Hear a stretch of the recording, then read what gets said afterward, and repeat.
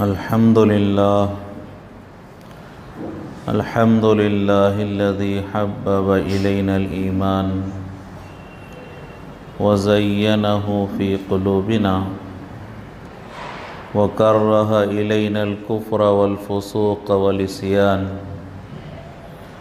وجعلنا من الراشدين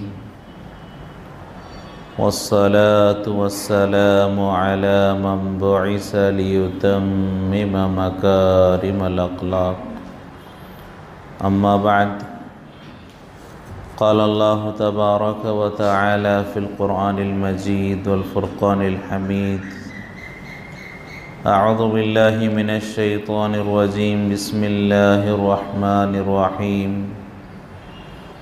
إن عدة الشهور عند الله 12 شهرا. صدق الله العظيم.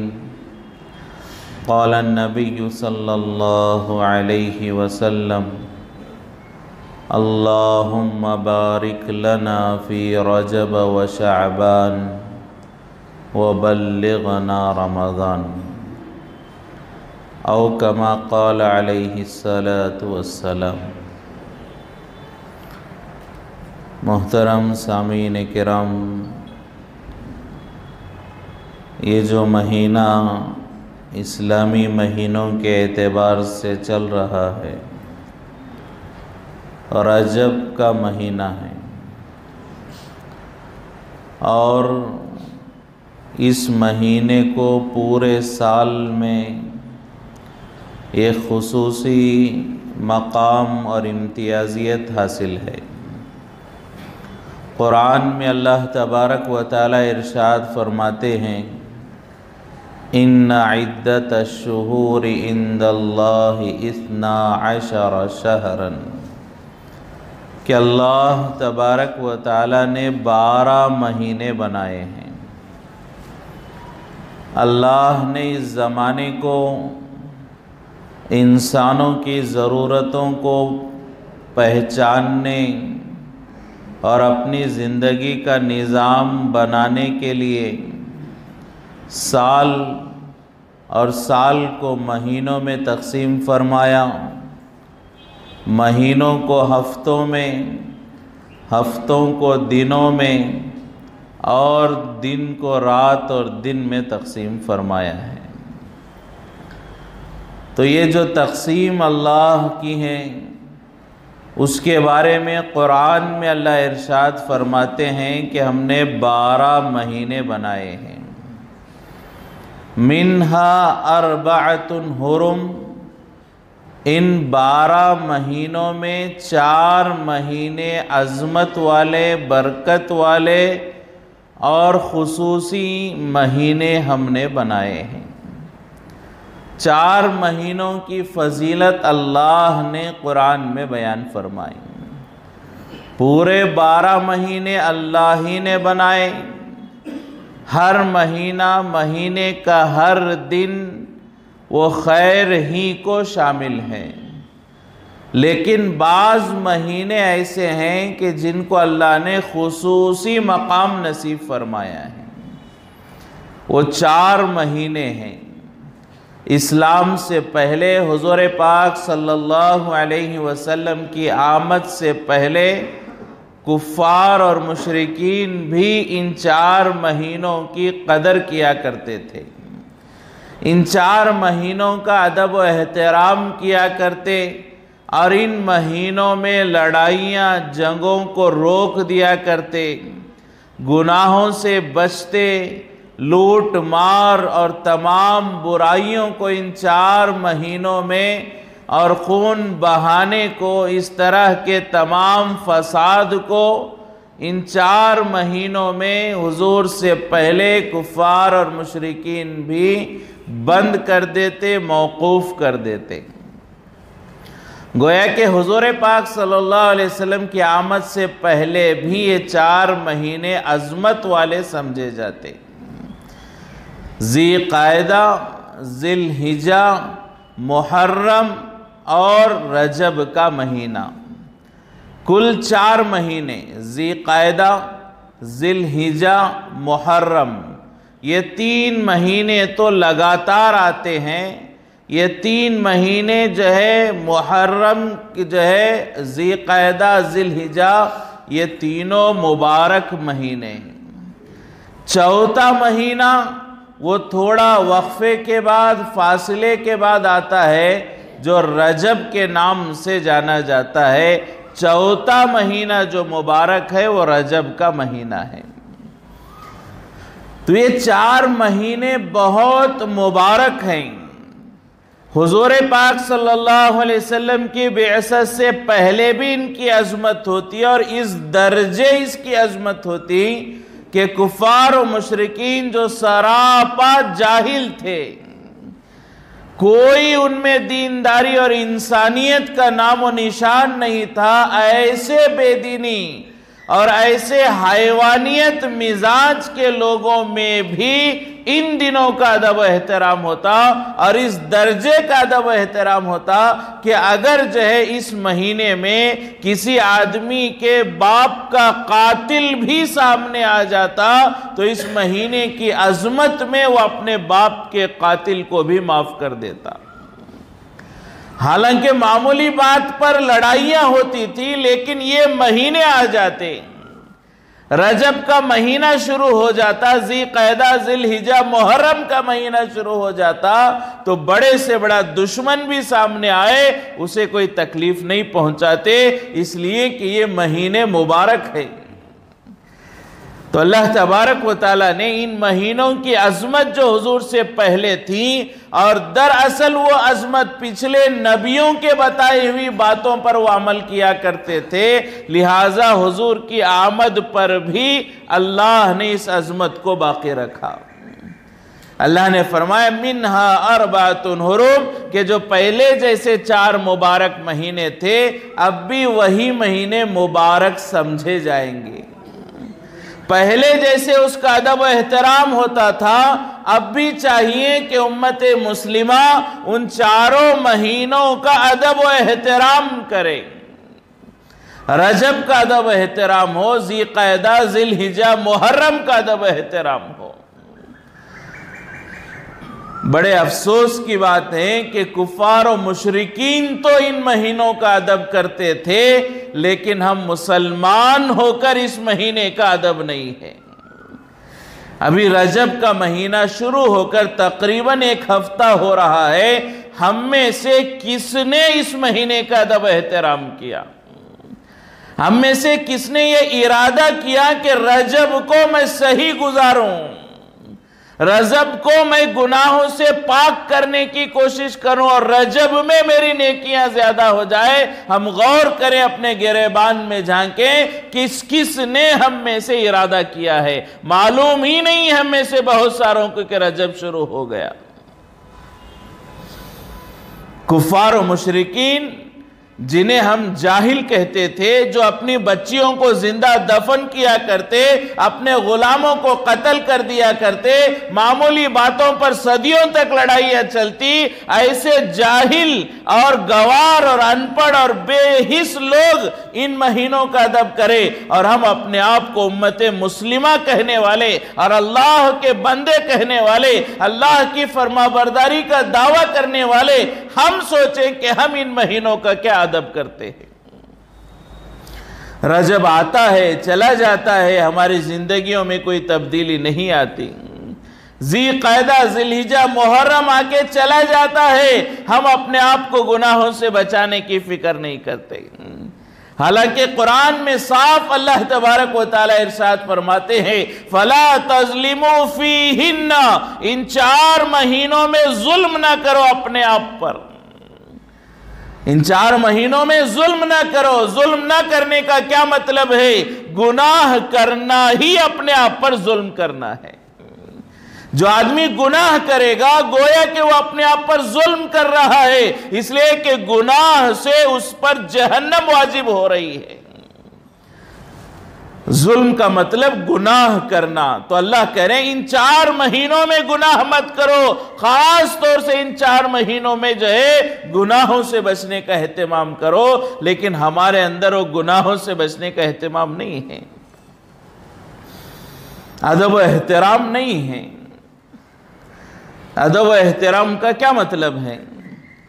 رجب کا احترام کرنا چاہیے، رجب کے مہینے کا ادب کرنا چاہیے، اس کا کیا مطلب ہے؟ کہ زبان سے کہہ دینا کہ رجب مبارک مہینہ ہے، یہ ادب و احترام ہے؟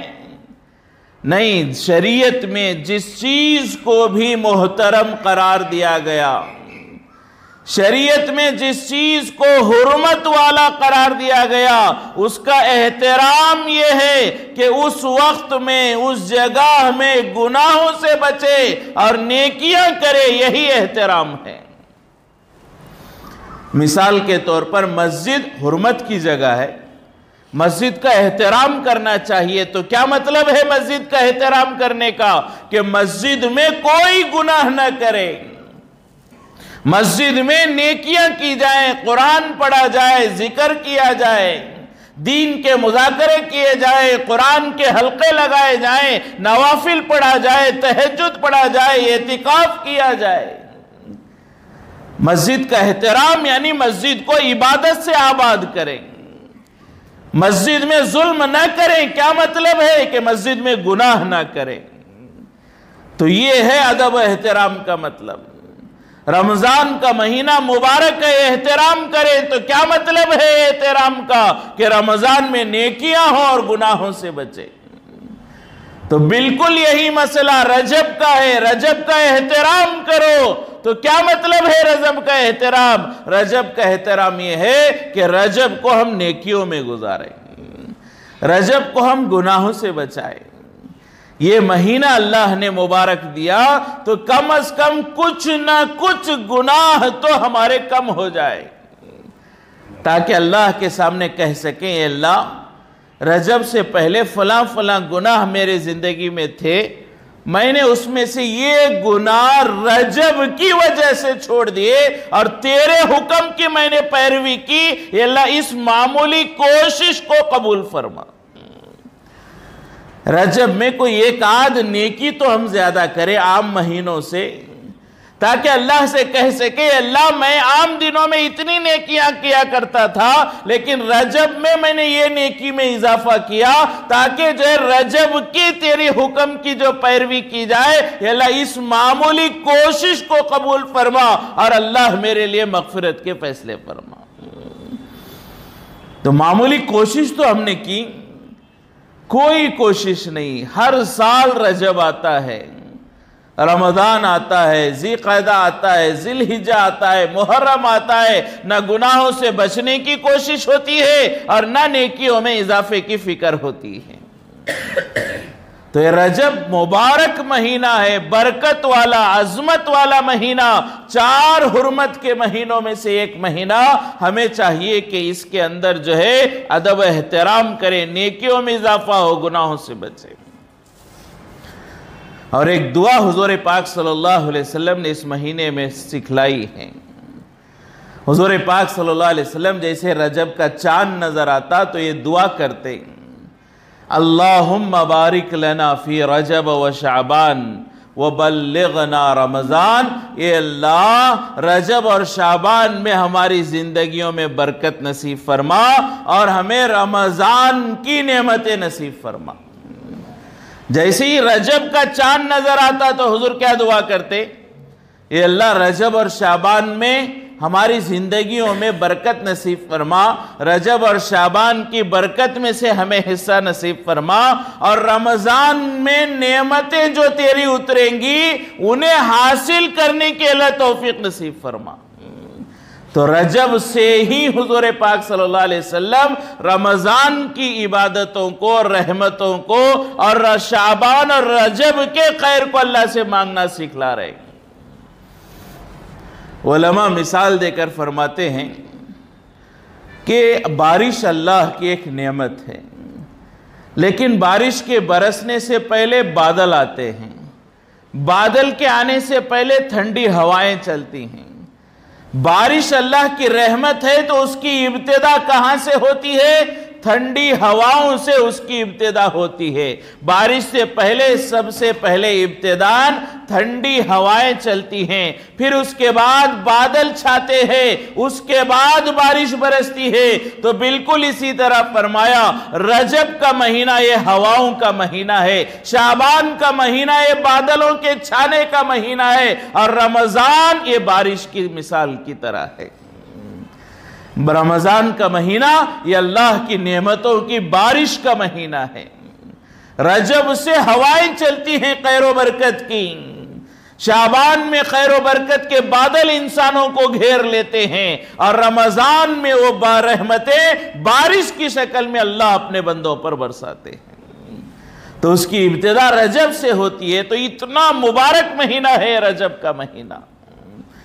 دعائیں کریں، حضور پاک صلی اللہ علیہ وسلم نے سکھلایا کہ رجب شروع ہوتے ہی دعا کرے، یہ اللہ ہمیں رجب کے اور شعبان کے اندر خیر و برکت نصیب فرما اور رمضان کی عبادت کی توفیق نصیب فرما۔ کیوں دعا سکھلائی؟ رمضان آنے والا ہے، بڑا مبارک مہینہ ہے، صرف 2 مہینے باقی رہ گئے، حضور نے دعا سکھلائی۔ کیوں دعا سکھلائی؟ اس لیے کہ انسان کی زندگی کا کوئی بھروسہ نہیں ہے، انسان کی زندگی کا کوئی بھروسہ نہیں۔ رمضان آ رہا ہے، ہر آدمی چاہتا ہے کہ میں رمضان سے نفع اٹھاؤں، لیکن معلوم نہیں کہ رمضان تک زندہ بھی رہوں گا یا اس سے پہلے موت آ جائے گی، معلوم نہیں کیا ہوگا، لہٰذا دعا سکھلائی۔ صبح ہوتی ہے تو آج ہم نے صبح کی، شام ہمیں دیکھیں گے نہیں دیکھیں گے معلوم نہیں ہے، موت کب آئے گی اللہ ہی جانتا ہے۔ جوانی میں آ سکتی ہے، بڑھاپے میں آ سکتی ہے، صحت میں آ سکتی ہے، بیماری میں آ سکتی ہے، حضر میں آ سکتی ہے، سفر میں آ سکتی ہے، گھر میں آ سکتی ہے، کاروبار میں، کھیتی باڑی میں، جہاں مقدر ہوگی موت آ کر پہنچے گی۔ کب آئے گی اللہ ہی بہتر جانتا ہے، لہٰذا موت کا کوئی بھروسہ نہیں ہے۔ موت ایک ایسی حقیقت ہے کہ آج تک دنیا میں کسی انسان نے موت سے نہیں جھٹلایا، موت کا انکار نہیں کیا۔ بہت سارے لوگ نبیوں کا انکار کرتے ہیں، بہت سارے لوگ قرآن کا انکار کرتے ہیں، بہت سارے لوگ تو اللہ کے وجود کا انکار کرتے ہیں، لیکن آج تک کسی نے موت کا انکار نہیں کیا۔ یہ موت ایک حقیقت ہے۔ حضور پاک صلی اللہ علیہ وسلم نے اس لیے دعا سکھلائی کہ رمضان کی برکت حاصل کرنا چاہتے ہیں، نفع حاصل کرنا چاہتے ہیں، موت کب آئے گی معلوم نہیں، تو اللہ سے دعا مانگیں، اللہ رجب اور شعبان میں ہماری عمروں میں برکت نصیب فرما تاکہ رمضان کا خیر ہمیں مل سکے۔ دعا سکھلائی، ہم دعا کریں، دعا کریں گے تو کیا ہوگا؟ اللہ ہمیں رجب اور شعبان کی زندگی اور برکت دیں گے، رمضان کی نعمت دیں گے۔ اگر دعا کریں اور مقدر یہ ہو کہ رمضان سے پہلے موت آ جائے، کسی انسان نے رجب کا چاند دیکھ کر دعا کی، اے اللہ مجھے رجب اور شعبان میں برکت نصیب فرما، رمضان نصیب فرما۔ کسی انسان نے، مسلمان نے دعا کی، دعا کرنے کے بعد مقدر تھا، زندگی اس کی ختم ہو رہی تھی، اللہ کی جانب سے اجل کا فیصلہ ہو چکا تھا، لہٰذا رمضان سے پہلے وہ آدمی مر گیا، دعا کرنے کے بعد بھی رمضان سے پہلے مر گیا، تو علماء فرماتے ہیں کہ وہ رمضان تو نہیں پایا، لیکن اللہ رمضان کی تمام نعمتیں اسے نصیب فرمائیں گے، اس لیے کہ اس نے دعا کی تھی، اس کے بس میں صرف دعا کرنا تھا۔ اس کی زندگی رمضان میں بخشنا نہ بخشنا یہ اللہ کے ہاتھ میں تھا، اس کی حیات و موت اللہ کے ہاتھ میں تھی، لیکن دعا تو اس کے ہاتھ میں تھی، لہٰذا اس نے دعا کی، اللہ مجھے رمضان نصیب فرما، اور رمضان سے پہلے مر گیا تو اللہ رمضان کے تمام نعمتوں کا، شعبان کے اور رجب کے تمام نعمتوں اور خیر و برکتوں کا اللہ اجر اس کے قبر میں پہنچائیں گے۔ تو کتنا بڑا نفع ہے دعا مانگنے کا۔ ہم نے صرف دعا مانگی ہے، عمل نہیں کیا ہے، لیکن اللہ عمل کا ثواب دیں گے، اس لیے کہ علماء فرماتے ہیں کہ اللہ تبارک و تعالیٰ بڑے رحیم و کریم ہے۔ ایک آدمی سفر میں گیا، جب وہ اپنے گاؤں میں تھا تو اوابین بھی پڑھتا تھا، چاشت بھی پڑھتا تھا، تہجد بھی پڑھتا تھا۔ سفر کی وجہ سے، وہ سفر کی دقتوں کی وجہ سے نہ تہجد پڑھ سکا، نہ اوابین، نہ چاشت۔ تو فرشتوں کو اللہ کہتے ہیں کہ اسے سفر میں بھی ان نمازوں کو اجر دو، اس لیے کہ یہ حضر میں یہ نمازیں پڑھا کرتا تھا۔ جو آدمی مقام میں عبادت کرتا ہے، اللہ اسے سفر میں بھی ان عبادتوں کا ثواب دیتے۔ ایک آدمی صحت مند تھا، وہ نوافل پڑھتا، روزے رکھتا، لیکن بیمار ہو گیا، اب نہ نوافل پڑھ سکتا ہے نہ روزے رکھ سکتا ہے۔ تو اللہ کہتے ہیں یہ جوانی میں جو عبادتیں کرتا تھا، یہ صحت میں جتنے نیکی کے کام کیا کرتا، آج بوڑھا ہو گیا، کمزور ہو گیا، بیمار ہو گیا، روزہ رکھ نہیں سکتا، نماز پڑھ نہیں سکتا، پھر بھی اسے پوری عبادتوں کا اجر دو، اس لیے کہ جیسی اس نے جوانی میں کیا ویسی نعمتیں میں موت پر بھی اسے نصیب فرماؤں گا۔ تو اللہ کا نظام کوئی بادشاہ کا نظام نہیں ہے، اللہ تو رحیم ہے، کریم ہے، غفور ہے، عطا کرنے والے ہیں۔ اللہ کی رحمت بہانے تلاش کرتی ہے، لہذا سفر میں حضر کا اجر ملتا ہے، بڑھاپے میں جوانی کا اجر ملتا ہے۔ اسی طرح کوئی رجب میں یہ دعا مانگ لے، اے اللہ مجھے رجب اور شعبان میں برکت نصیب فرما، رمضان نصیب فرما، اور رمضان سے پہلے مر گیا تو رمضان کا پورا خیر اللہ اسے نصیب فرمائیں گے۔ تو کتنا اچھا معاملہ کہ بہت آسان شکل میں رمضان کے خیر کو حاصل کر سکتے ہیں دعاؤں کے ذریعے سے۔ تو حضور پاک صلی اللہ علیہ وسلم نے رجب کے بارے میں یہ دعا سکھلائی ہے، اس لیے کہ رجب کا مہینہ بہت مبارک مہینہ، رمضان کی تیاری کا مہینہ۔ تو یہیں سے ہم رمضان کی تیاری کریں، عبادتوں میں اضافہ ہونا چاہیے، کم از کم کوئی ایک آدھ نیکی ہم زیادہ کرے تاکہ اللہ سے کہہ سکے یہ اللہ پچھلے زمانے کے کفار و مشرکین اس کی قدر کرتے تھے اور تو نے ہمیں بھی اس کی قدر کا حکم دیا، لہٰذا میں نے فلاں عمل زیادہ کیا ہے، فلاں گناہ کو میں نے چھوڑ دیا۔ تو اس کا فکر ہو، اہتمام ہو، دعاؤں کا اہتمام ہو۔ لیکن آج جو ہے بہت زیادہ غفلتوں کے ساتھ ہم گزار رہے ہیں۔ یہ جو دعا حضور نے سکھلائی ہے، کس کے لیے سکھلائی ہے؟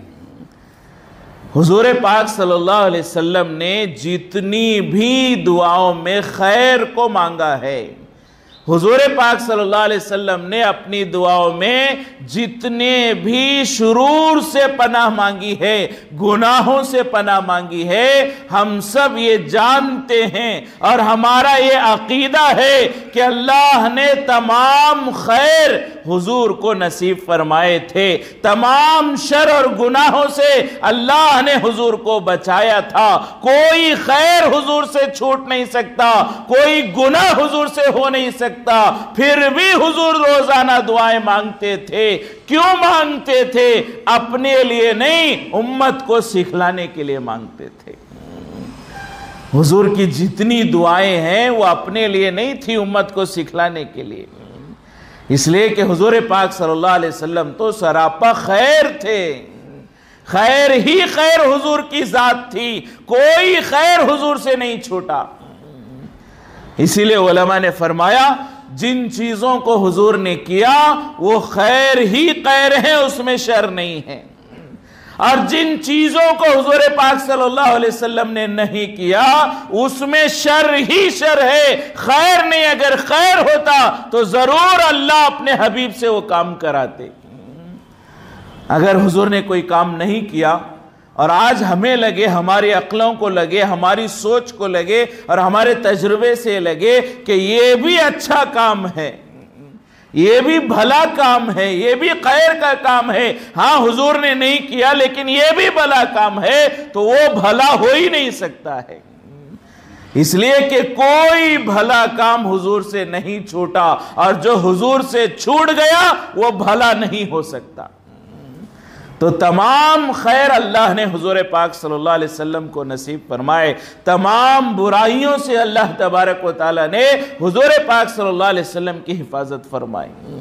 ہر ایک چیز، برائی دور کی بات، گناہ دور کی بات، وسوسے دور کی بات، معمولی چیزوں سے اللہ تبارک و تعالیٰ نے حضور پاک صلی اللہ علیہ وسلم کی حفاظت فرمائی۔ بچپن کا واقعہ حضور پاک صلی اللہ علیہ وسلم کا مورخین الگ الگ انداز سے بیان کرتے ہیں، بالآخر خلاصہ یہ ہے کہ بچپن میں حضور پاک صلی اللہ علیہ وسلم جب بکریاں چرایا کرتے تو اس زمانے میں مکے میں کبھی کبھار میلہ لگا کرتا تھا۔ رات کے وقت میں میلہ ہوتا، اس میں دف بجایا جاتا، باجا بجایا جاتا، کچھ ہنگامے ہوتے، رقص ہوتا، گانا بجانا ہوتا، شادیوں میں اور دیگر موقع پر رات میں کبھی کبھی میلے لگتے تھے۔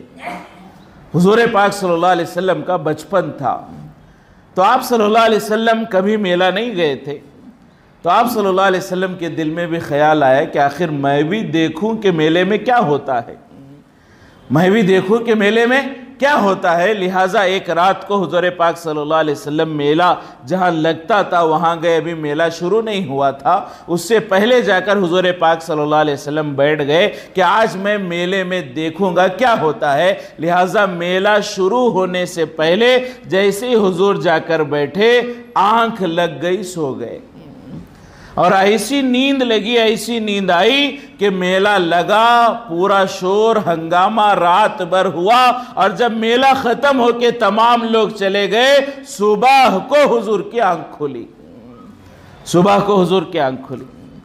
پھر ایک مرتبہ دوبارہ حضور نے کہا کہ گزشتہ تو نہیں ہوا، میں میلہ دیکھنا چاہتا تھا، تھک گیا تھا، سو گیا، میلہ دیکھا نہیں ہے، تو لہٰذا آج جاتا ہوں۔ دوسری مرتبہ حضور گئے تو دوسری مرتبہ بھی میلہ شروع ہونے سے پہلے آنکھ لگ گئی، میلہ ختم ہونے کے بعد آنکھ کھلی۔ تیسری مرتبہ بعض علماء فرماتے ہیں کہ ایسا ہی ہوا، تب حضور پاک صلی اللہ علیہ وسلم سمجھ گئے کہ میری آنکھ نہیں لگ رہی ہے، اللہ مجھے اس کی برائی سے بچانا چاہتے ہیں، اللہ مجھے اس کی برائی سے بچانا چاہتے ہیں، لہٰذا اس سے پہلے مجھے سلا دیتے ہیں اور اس کے بعد مجھے جگاتے ہیں۔ اللہ نے اتنا اہتمام فرمایا اپنے نبیوں کے سلسلے سے۔ تو نبی تو خیر ہی خیر کی ذات ہے، کوئی شر ہو ہی نہیں سکتا نبیوں میں، کوئی شر کا امکان بھی نہیں ہے۔ ایسے پاک ذات حضور پاک صلی اللہ علیہ وسلم، جتنی بھی دعائیں حضور نے کی ہیں وہ میرے اور آپ کے لیے عمل کا نمونہ ہے، حضور کو ان دعاؤں کی ضرورت نہیں تھی۔ لہٰذا اللہم بارک لنا فی رجب و شعبان، حضور نے سکھلایا اللہ رجب اور شعبان میں ہماری زندگی میں برکت نصیب فرما۔ یہ حضور کے لیے نہیں تھا، میرے اور آپ کے لیے تھا، اس لیے کہ حضور تو ہمیشہ عبادت کرتے تھے۔ حضور کا رجب اور رجب کے علاوہ پوری زندگی برابر تھی، حضور سے کبھی کوئی گناہ ہوا ہی نہیں، رجب میں کیا نیکیوں کا اضافہ، بلکہ پوری زندگی حضور کی نیکیوں میں گزرتی تھی، اور اتنی عبادت حضور پاک صلی اللہ علیہ وسلم کیا کرتے، قیامت تک کوئی اتنی عبادت اللہ کی نہیں کر سکتا۔ جتنی عبادتیں حضور نے کی ہیں، جتنا مجاہدہ حضور نے عبادتوں میں برداشت کیا ہے، قیامت تک کوئی انسان اللہ کی عبادت میں اتنا مجاہدہ برداشت نہیں کر سکتا۔ اتنی عبادت کرنے والے حضور پاک صلی اللہ علیہ وسلم، آپ کے لیے تو رجب اور غیر رجب سب برابر تھے، رجب میں کوئی کمزوری نہیں بلکہ پوری زندگی عبادت کے ساتھ۔ رات کو حضور آرام بھی کرتے تو آپ کا بدن آرام کرتا، لیکن آپ کا دل اللہ کی یاد میں لگا ہوتا تھا۔ یہ نبیوں کی صفت ہے، نبیوں کی خصوصیت علماء نے بیان فرمائی ہے کہ انبیاء رات کو سوتے ہیں لیکن ان کے دل جاگتے ہیں، انبیاء کے دل کبھی آرام نہیں کرتے۔ جب ہم سوتے ہیں تو ہمارا ظاہر بھی سو جاتا ہے، ہمارا دل بھی سو جاتا ہے، لیکن نبیوں کی یہ صفت ہے کہ بدن تو سو جاتا ہے لیکن نبیوں کے دل آرام نہیں کرتے، بلکہ نبیوں کے دل رات میں بھی اللہ کی یاد میں لگے ہوتے۔ لہٰذا معراج کے اس سفر میں مشہور واقعہ ہے کہ دو فرشتے آئے لینے کے لیے، وہ دونوں آپس میں باتیں کر رہے تھے، تو حضور پاک صلی اللہ علیہ وسلم سو رہے ہیں لیکن ان باتوں کو سن رہے ہیں، اس لیے کہ آپ جاگ رہے تھے، آپ کا دل جاگ رہا تھا۔ تو نبی کبھی آرام نہیں کرتے، پوری زندگی نبی کا دل اللہ کی محبت سے لبریز ہوتا ہے۔ تو ایسے نبی کو رجب میں دعاؤں کی ضرورت نہیں تھی، یہ تو میرے اور آپ کے لیے تھا کہ خبردار، ہوشیار، رجب آ گیا ہے، ابھی سے تیاری کرو رمضان کی، ابھی سے فکر کرو رمضان کا، رجب کا احترام کرو، گناہوں سے بچو، نیکیاں کرو، تاکہ یہ ماحول ایسا بنے جب رمضان آئے تو عبادتیں کرنا آسان ہو جائے اور گناہوں سے بچنا آسان ہو جائے۔ جیسا ماحول بنتا ہے ویسے آگے کا اثرات پڑتے ہیں۔ اسی لیے علماء نے فرمایا فرض نماز سے پہلے سنت نماز کو اللہ نے اسی لیے رکھا ہے کہ ڈائریکٹ ہم کاروبار سے، کھیتی باڑی سے، بیوی بچوں کے جھمیلوں سے آ کر فرض میں کھڑے ہو جائے تو اللہ کا وہ دھیان نصیب نہیں ہوتا جو ہونا چاہیے۔ لہٰذا جیسے ہم نوافل پڑھیں گے، سنت پڑھیں گے، تو ان نوافل میں اور سنت میں یہ دنیا کے وسوسے، گھروں کے مسائل، کاروبار کے مسائل، اللہ ان کو نکالیں گے اور یکسوئی نصیب فرمائیں گے، اور اس سنت کے بعد جب فرض کے لیے کھڑے ہوں گے تو 100% اللہ کا دھیان نصیب ہوگا۔